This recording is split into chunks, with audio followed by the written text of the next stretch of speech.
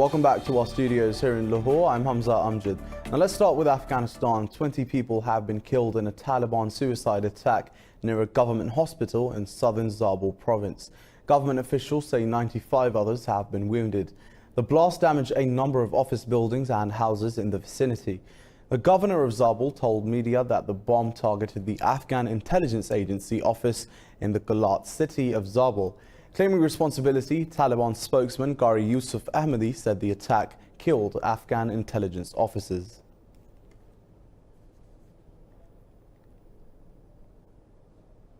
United Nations Secretary General Antonio Guterres has called on India to respect human rights in occupied Kashmir.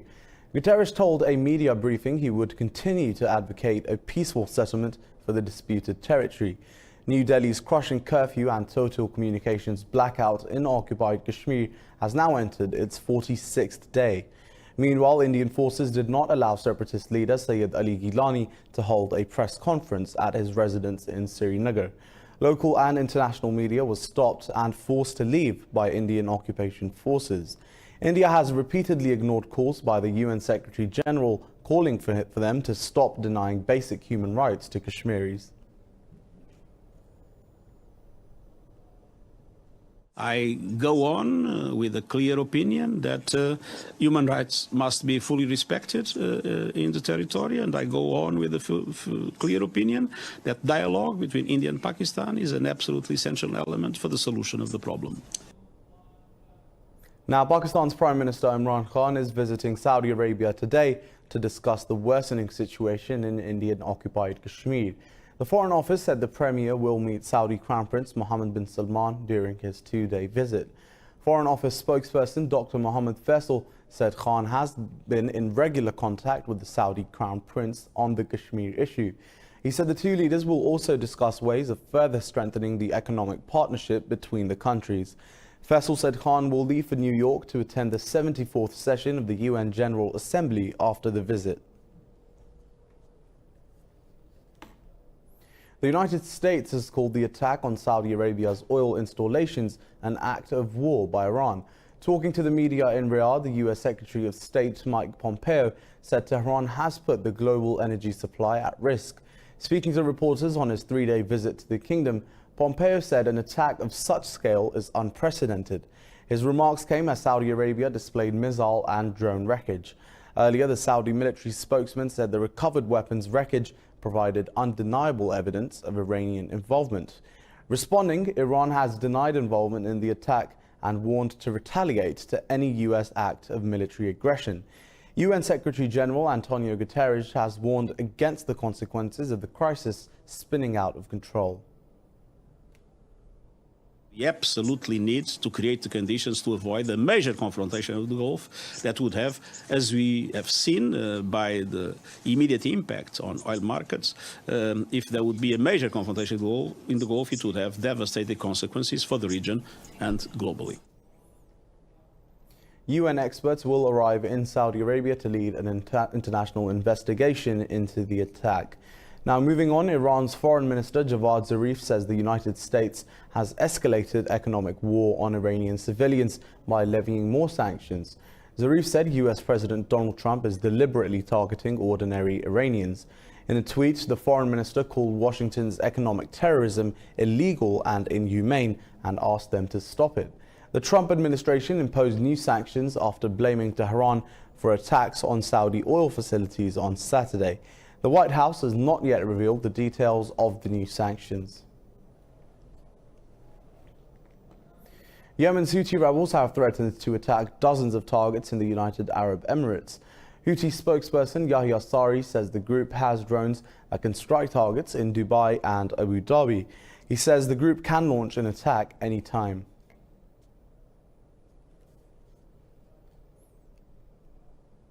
Palestinian President Mahmoud Abbas said he would be against a new Israeli government led by Benjamin Netanyahu if he wins the election. President Abbas is on a visit to Norway to express gratitude for Oslo's continuous support to the Palestinian people. These remarks come after Foreign Minister Riyad al-Maliki said they are ready to hold talks with any future Israeli leader. Al-Maliki said the Palestinian Authority believes in the implementation of the two-state solution for peace. Elections in Israel have left a deadlock between Netanyahu and his rival Benny Gantz. The narrow margin has raised prospects of a unity government in Tel Aviv. United Nations Chief Antonio Guterres has appealed for a halt to the bombing of Idlib in Syria and Tripoli in Libya. In a statement, Guterres called on combatants in both conflict zones not to use explosive weapons in populated areas. The region around Idlib has been the focus of a 4-month offensive by the Russian-backed government in Damascus. The Syrian Observatory for Human Rights says more than 970 civilians have been killed since the end of April. Tripoli has been the epicenter of an offensive by Khalifa Haftar against Libya's UN-recognized government since April.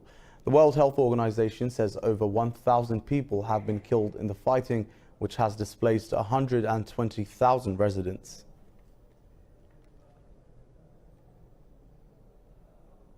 Special Envoy to Afghanistan Zalmay Khalilzad will testify before the U.S. House of Representatives Foreign Affairs Committee today. The committee issued a subpoena to force an explanation from Khalilzad over the cancellation of the Afghanistan peace process. The committee chairman, Elliot Engel, said lawmakers will hear from the envoy in a classified briefing. Engel said he is glad that the committee will have this long overdue opportunity to press for answers on the peace plan. The committee will also hold a public hearing on the Trump administration's Afghanistan policy with the Assistant Secretary for South Asia, Alice Wells. Trump called off peace talks with the Taliban after Khalilzad said he has reached an agreement in principle with the group. Now, South Korea says military tensions with North Korea have declined significantly over the implementation of their summit agreements last year. Unification Minister Kim Yeon-chul made the remarks during an event to mark the first anniversary of the third Inter-Korean Summit in Pyongyang. Kim said military tensions on the Korean peninsula have decreased significantly because of concrete implementations of agreements. He said hostile acts on all levels have stopped and the chances of clashes between the South and the North have plummeted. Kim also highlighted the opening of hiking trails near the border to the public. Meanwhile, South Korea's chief nuclear envoy Lee Do-hoon is scheduled to meet his U.S. counterpart Stephen Biegun. The meeting comes ahead of an expected resumption of nuclear negotiations between Washington and Pyongyang. The talks will focus on the strategies for working-level nuclear negotiations between the U.S. and North Korea. Now, Canadian Prime Minister Justin Trudeau has apologized for wearing brown-faced makeup to a costume party in 2001. Addressing the image, Trudeau said he deeply regrets his actions and he should have known better. The nearly 2-decade-old picture shows Trudeau with skin-darkening makeup on his face and hands. With the elections a month away, Trudeau has been grilled by the opposition, calling him unfit to govern. Trudeau has regrets the incident and has apologized for it. In 2001, when I was a teacher out in Vancouver, I attended an end-of-year gala where the theme was Arabian Nights. And I dressed up in an Aladdin costume and put makeup on. I shouldn't have done that. I should have known better, but I didn't. And I'm really sorry. France and Italy have agreed on a new system of fairly distributing migrants across the European Union. The development arises ahead of an interior ministers' meeting in Malta next week. French President Emmanuel Macron and Italian Prime Minister Giuseppe Conte have agreed to take in migrants saved from the Mediterranean. The two countries have sought to patch up bruised bilateral relations. Italy has long complained that it has been left alone to deal with thousands of migrants. President Macron says the European Union has not shown enough solidarity with countries handling the first arrivals of migrants. He said the conflict cannot be solved at the expense of human lives. Italian Prime Minister Giuseppe Conte said migration issue must be seen out of anti-European propaganda. In Italy, 3 people have been killed in a powerboat crash. The super-speeding boat lost control and slammed into an artificial reef in Venice. The accident happened as the vessel was attempting to break the Monte Carlo to Venice speed record. Firefighters say they pulled 3 bodies from the sunken boat. 1 Italian and 2 British racers are among the dead, while an Italian racer survived.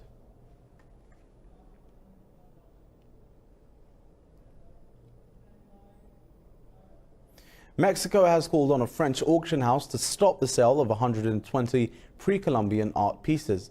The relics are being offered by the Milan auction house in Paris. More in this report. The Mexican Foreign Ministry says some artifacts appear to have been stolen or illegally sold, while others may not be authentic. Mexico passed a law in 1972 prohibiting the export of such artifacts. Mexican ambassador to France, Juan Manuel Gómez Robledo, said the auction violates international law. Mexico is the rightful owner of these artworks, and we have come here to express our unhappiness and to explain why this violates not only Mexican law but also international law. The collection includes sculptures, masks and religious artifacts. A French couple, Manichac and Jean Orant, started the collection in the 1960s. Auction house president Alejandro Milon says the French couple fulfilled all the criteria to justify their ownership of the collection. The question is a very simple one. Am I a French person who owns art, comes from outside the West, and is my ownership under threat? Clearly, that's what's at stake today. The tensions over the pre-Columbian art pieces come amid a wider discussion. It revolves around whether Western collectors and museums should return objects to their countries of origin. Collectors and museums often argue that the antique artifacts lack adequate care. With that, we're going to take a very short break, so don't go anywhere. More stories to follow.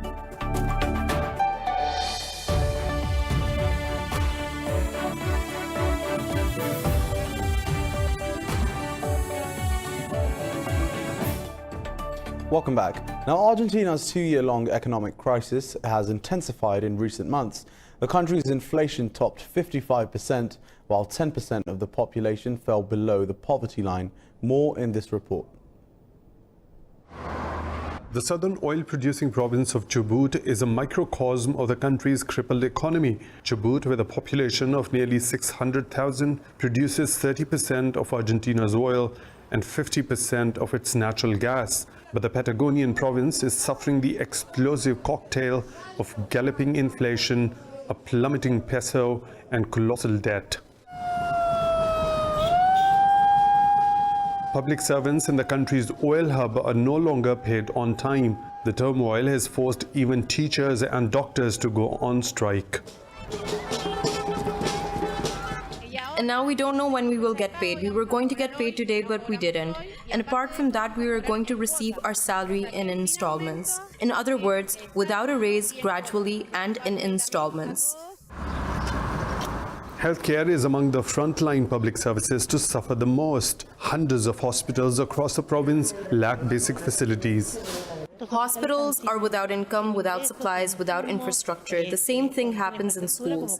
I mean, this is a much deeper problem than it seems. It is a crisis in which the workers are the victims. We are the tangible results, but there is a deep crisis in Chubut because public policies are not going to be able to be executed properly.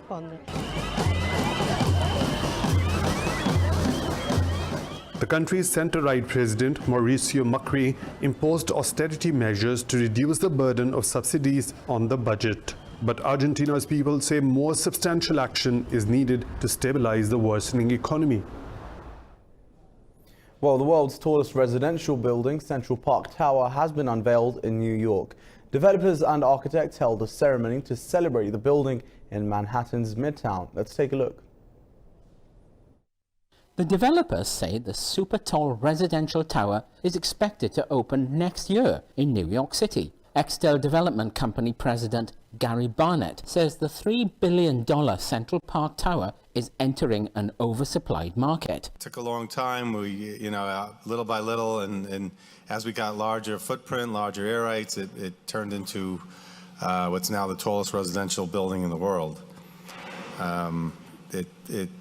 It's not something that was easy to accomplish. The building stands at 1,550 feet tall, boasting 179 luxury units. Prices start at $6.9 million for a 33rd floor, 2-bedroom apartment. The amenities include swimming pools, a spa, a theater, a cigar bar, and a ballroom for 126 people. Architects Adrian Smith and Gordon Gill say they were thrilled to contribute to the New York skyline. We're in one of the greatest cities in the world, so the inspiration is easy. You know, when you look at the history and legacy of great buildings in New York, and you look at the skyline of New York, for us to be able to participate in that and kind of etch our role in the history of that architectural legacy is fantastic. Residents will live above a 300,000 square foot department store, taking up the first 7 floors. Central Park Tower is scheduled for completion next year. Massive investments in power plants and transmission lines, together with low prices, have combined to achieve the electricity miracle in China. How they did it, watch this graphical report. China was a latecomer to the electric power industry, but now all of its residents, about 1.4 billion people, have access to electricity. Electricity generated in China was up 8.4% in 2018 year on year, more than twice the average global rate. China is known for its abundant resources. It comes in as the world's #1 in both water power resources and potential installed hydropower capacity. Moreover, the percentage of electricity generated by clean energy has seen a steady rise in recent years. In 2018, water power generated about 1.23 trillion kilowatt hours of electricity, occupying 17.6% of the country's overall electricity production. China has built the world's first 1.1 million volt ultra-high voltage direct current transmission line. It spans from Xinjiang Uyghur Autonomous Region to Anhui Province, and the transmission line is the world's longest and most advanced, with the largest capacity and highest voltage. By the end of 2018, the total length of transmission lines, with a voltage of over 220,000 volts, reached 733,393 kilometers. That is 18 times the length of the equator. The Chinese government has cut electricity rates several times in recent years.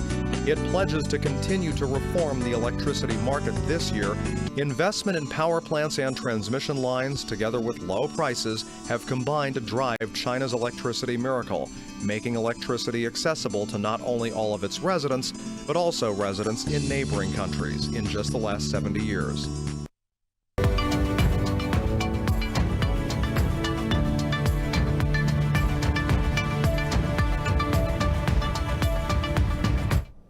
First up in business, the U.S. Federal Reserve has cut interest rates by 25 basis points for the second time this year. In a majority decision, the central bank's policy committee lowered lending rates to a range of 1.75 to 2%. The central bank also widened the gap between the interest it pays banks on excess reserves and the top of its policy rate change. The bank says it took the decision in the light of implications of global developments and muted inflation pressures. Earlier, U.S. President Donald Trump said the Federal Reserve should lower interest rates to 0 or less.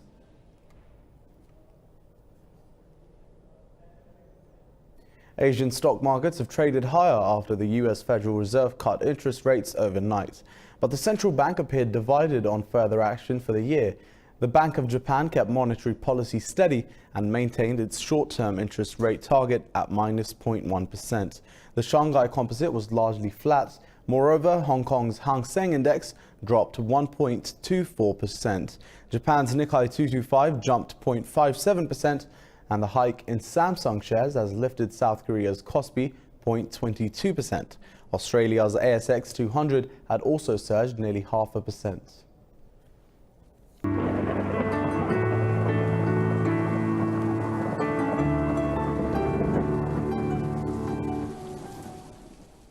Well, it's partly cloudy today here in Lahore and the temperature is about 32 degrees Celsius. But let's take a look at the weather around the world.